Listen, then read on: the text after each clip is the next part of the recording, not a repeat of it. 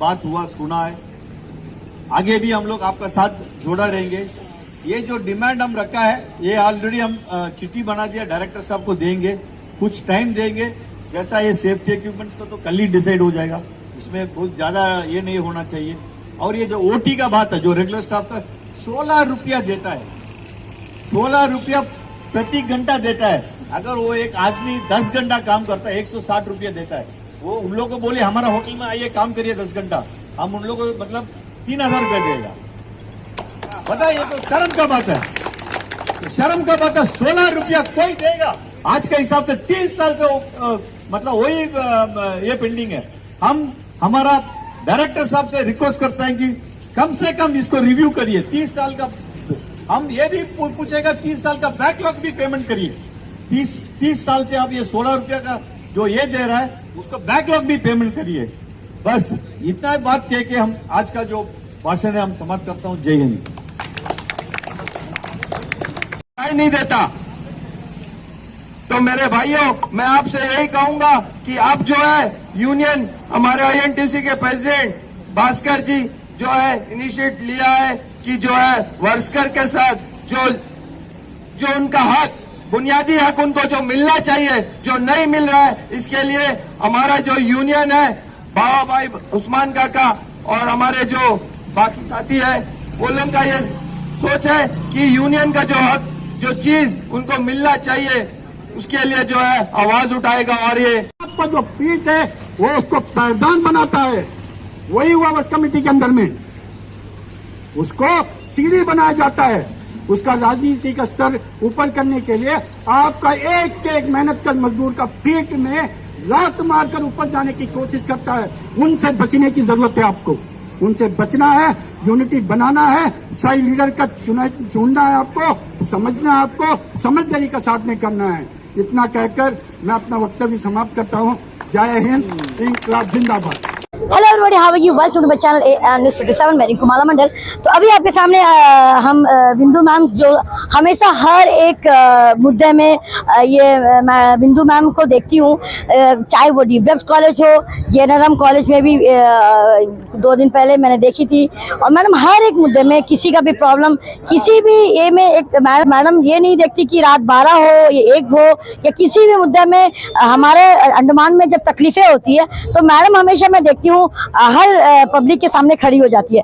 तो मैडम इस विषय में अभी जो प्रॉब्लम चल रही है, मैडम से 2 शब्द मैं कहना चाहूंगी कि मैडम क्या बोलेगी। तो बिंदु मैम से शुक्रिया मेरी AN न्यूज़ 57 की ओर से कि आप हर मुद्दे में आते हैं। और आप इसके बारे में आप क्या बोलना चाहती है, 2 शब्द बता दीजिए। सबसे पहले तो आपके चैनल ने जो भी देख रहे हैं सबको मेरा नमस्कार।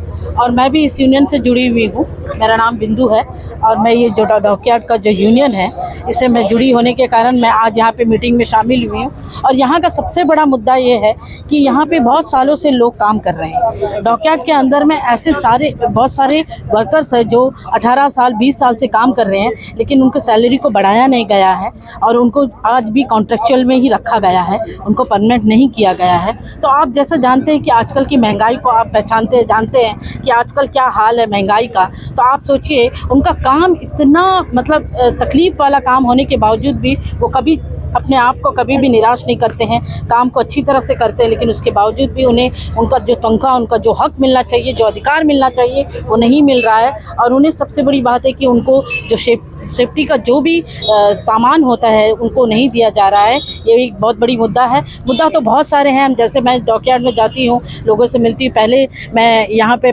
महिला, कोई डॉकयार्ड में महिला नहीं होती थी, अब महिलाएं भी जुड़े हुए हैं। तो मेरा खासकर यही कहना है कि मैं इस यूनियन से जुड़ी होने के नाते मैं महिलाओं से जुड़ी जो भी समस्या हो उसे सुलझाने का मैं कोशिश करूँगी। और एडमिनिस्ट्रेशन और मैं यहाँ की जो भी जो ऑफिसर्स हैं, मैं उनसे कहना चाहती हूँ कि सर जब आप लोग यहाँ पे आते हैं तो कम से कम उन वर्कर्स के तकलीफ़ों को समझिए, उनको जानिए और उनकी तकलीफ़ों को दूर करने का सोचिए। क्योंकि सब अपना जेब भरते हैं, अपना जो भी करना, अपना जो भी सुविधा है, अपना सुविधाएं लेते हैं और यहाँ से चले जाते हैं। लेकिन हमारे वर्कर पीछे के पीछे ही रह जाते हैं। यहाँ बहुत सारा घोटाला होता है। मैं गई थी डॉकयार्ड के अंदर, मैंने देखा तो बहुत सारी बातें हैं। मैं अभी आपको और भी डिटेल में बताऊँगी, इससे जुड़ी और भी बातें मैं आप लोगों के साथ में साझा करूँगी। इसे मैं यही कहना चाहती हूँ कि आप लोग मैं यूनियन के डॉकयार्ड के जितने भी वर्कर्स हैं, मैं उनसे भी ये निवेदन करूंगी कि उन सब एक यूनिटी में रहे, क्योंकि बिना यूनिटी का कुछ काम नहीं होता है।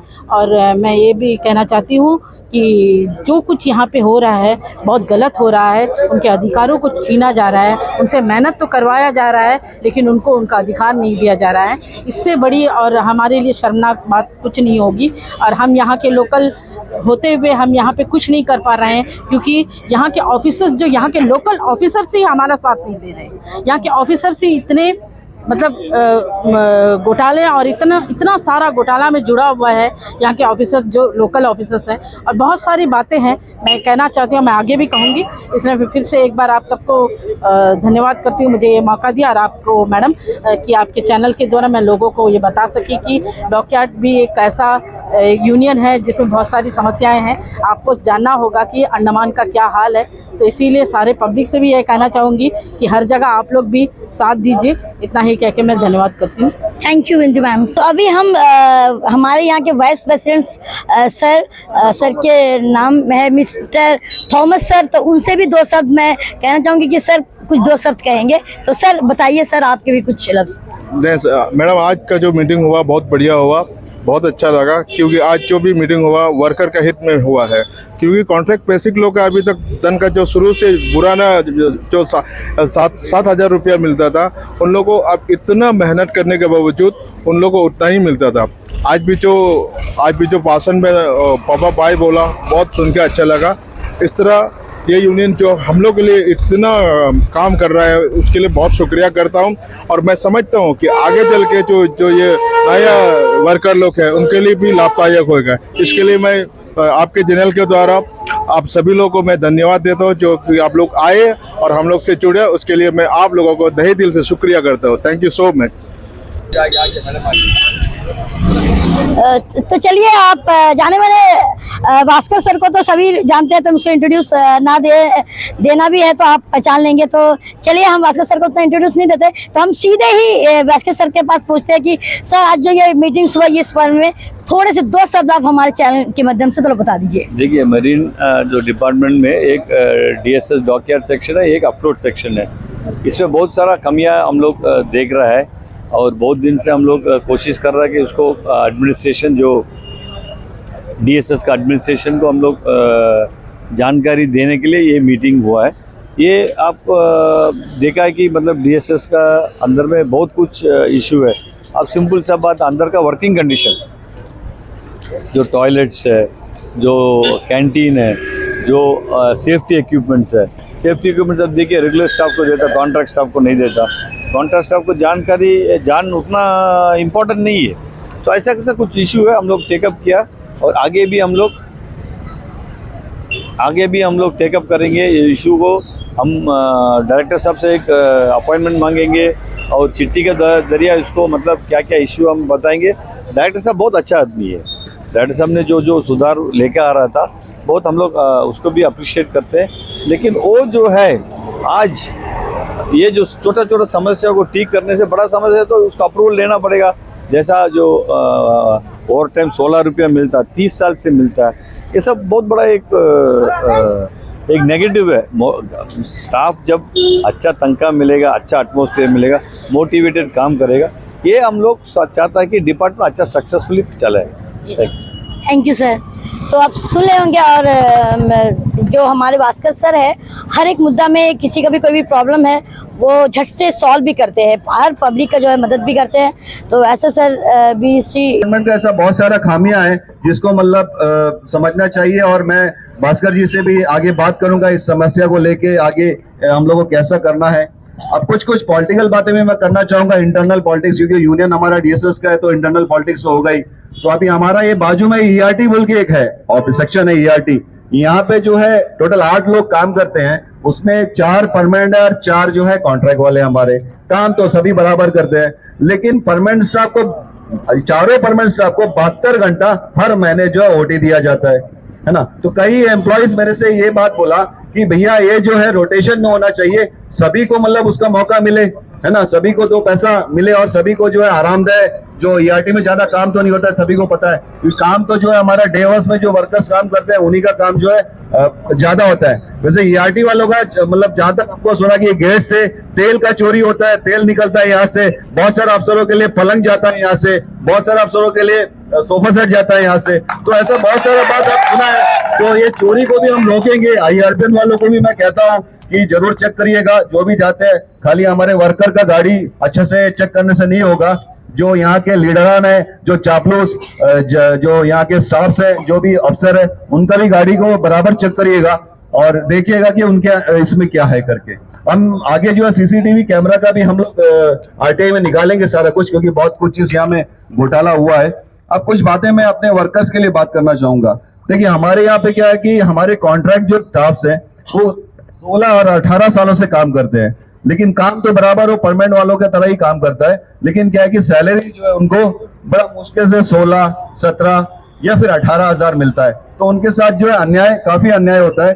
तो इस बारे में हमने मैनेजमेंट से ही बात किया था कि इनको जो है कोई हिसाब से रेगुलर किया जाए, लेकिन मैनेजमेंट का यही कहना था कि अभी हम कुछ नहीं कर सकते हैं। तो मेरा ये कहना है कि आप कुछ नहीं कर सकते हैं तो फिर इनको कम से कम जो इनका जो सैलरी है उनको आप प्रोवाइड करिए। तो इस लड़ाई में क्या, अफरोड वालों का जो सैलरी जो 16,000 रुपया था, हम लोग लड़के उनको 25,000 रुपया हमारा यूनियन ने करवाया उसको लड़ करके, लेकिन हम डॉकयार्ड वालों के लिए वो नहीं करवा सके जो मतलब हाईली स्किल्ड वाले हैं। इसके बारे में भी मेरा डायरेक्टर साहब से बात हुआ और आगे भी इस मुद्दे में बात करूंगा। और एक बड़ा अफसोस का बात है, देखिए हमारा एम्प्लॉइज का कुछ नहीं हुआ, तो एम्प्लॉइज के साथ जब भी कुछ गलत होता है तो कोर्ट में जाता है। तो जब हमारा कॉन्ट्रैक्चुअल एम्प्लॉइज जब कोर्ट में गया तो हमारा जो ये मैनेजमेंट, मैं डायरेक्टर साहब को भी इसमें जरूर शामिल करूंगा, क्योंकि अगर डायरेक्टर साहब एक अच्छा बंदा होता तो एक गरीब मजदूर के बारे में जरूर सोचता और उनको 6 महीना का जगह 2 महीना जो है उनका कॉन्ट्रैक्ट नहीं करता। यानी उनको आज हर रोज डराया जाता है कि हमें तो कल निकाल देगा, तुम्हें कल निकाल देगा। अब मैं कुछ बातें यहाँ पे और भी करना चाहूंगा। जैसे कि आप सभी को पता है कि डॉकयार्ड, ये डॉकयार्ड के अंदर में जो नौकरी छोड़ करके बहुत पैसा कमाया जा सकता है। जैसा कि आपको पता है, इसमें से मैं कुछ जईस का नाम जरूर लूंगा। उसमें एक सानिया जई है जो यहाँ पे जो पैसा जो है डॉकिंग पे पैसा खाता है, ये मेरे को पक्का मेरे पास जानकारी है और बहुत हरस करता है वर्कर्स को भी। और मैं उनको भी चेतावनी देना चाहूंगा कि जई साहब आप सुधर जाइए और वर्कर के साथ अन्याय होगा तो हम नहीं छोड़ेंगे। आपका घर तक जो है उसका सीधा इंक्वायरी करेगा, यहाँ से कितना पैसा आप लोग कमा के घर घर में रखा है। उसके बाद में एक 2 बातें और करना चाहूंगा। DSS हमारा कैसा बिगड़ा, ये जरूर बोलना चाहूंगा। ये DSS बिगड़ने में एडमिनिस्ट्रेशन का बहुत बड़ा हाथ है और इसमें कुछ हमारा जो लोकल लीडर्स का भी आता है। जैसा आपको पता होगा कि हमारे यहाँ में DDS वीरिया साहब आया था। वीरिया साहब जो एक इलेक्ट्रिकल इंजीनियर है, जो इलेक्ट्रिसिटी का इंजीनियर है, वो आकर के हमारा DDS बन के यहाँ बैठा, बर्बाद कर दिया। आज जितना भी जो प्राइवेट सेक्टर में जो मतलब ये हुआ, इजाफा हुआ, वो सिर्फ वीरिया साहब की वजह से हुआ। उसके बाद में आवाज है MB बन के बैठा है सरकार। ये सरकार आया ट्रांसपोर्ट डिपार्टमेंट से, इनको जांच के बारे में क्या पता है बताइए? कोई किस्म का इनको जांच के बारे में जानकारी नहीं है। तो हमारे जो यहाँ पे अफसर बैठे हैं, ये जांच की जगह में कोई गाड़ी बनाने वाला, कोई इलेक्ट्रिसिटी का इंजीनियर, तो ऐसे लोग आके मरीन में आज बैठे हुए हैं, तो मरीन का हालत तो बद से बदतर होगा ही, ये मेरा कहना है। अब इसके बाद मैं छोटा सा और एक अंदरूनी राजनीति की बात करना चाहूंगा। हमारे यहाँ पे वक्फ कमेटी है, ये जो वक्फ कमेटी अभी चल रहा है, इनका मतलब सुनने में ये आया है कि ये जो है हमारे जो क्वार्टर है DSS के, उसका जो साइड में जो जमीन होता है वो बेचने का काम करते हैं। तो आप बताइए, वक्फ कमेटी अगर ये सब काम करेगा तो कैसे डिपार्टमेंट का भला होगा? और मैं ज्यादा कहना चाहता हूँ, टाइम नहीं है, तो मैं जरूर यहाँ पे रुकूंगा और आगे भी आप लोग से मुलाकात होगा। बहुत बहुत शुक्रिया आप लोगों का सबका जो इस हुए। और मैं सेक्रेटरी भी है, एक लेडी है जो हमेशा हिम्मत देती है, और आगे भी मैं मिलता रहूंगा। आप लोग सब सपोर्ट करिएगा, क्योंकि मैंने हमारे यूनियन ने कोशिश किया है कि आपके साथ में दिल से काम करें, और उम्मीद है दिल से ही काम करेंगे। अपलोड वाले यहाँ खड़े हमारे भाई, उनका भी समस्या है, क्योंकि उनको भी आजकल पता नहीं क्या होगा, लेकिन हम कोशिश करेंगे सबके लिए कुछ ना कुछ करने का, और डॉकयार्ड वालों के लिए भी। बहुत सारी बातें हैं, टाइम की कमी होने के कारण यहाँ रोकता हूँ। आप लोग सबका इस मीटिंग में आकर के इस मीटिंग को कामयाब बनाने के लिए बहुत बहुत शुक्रिया। ओके, धन्यवाद। रखिए, हमेशा मेरा यही कहना है, मेहनती है वो है, मेहनत करने वाला मजदूर।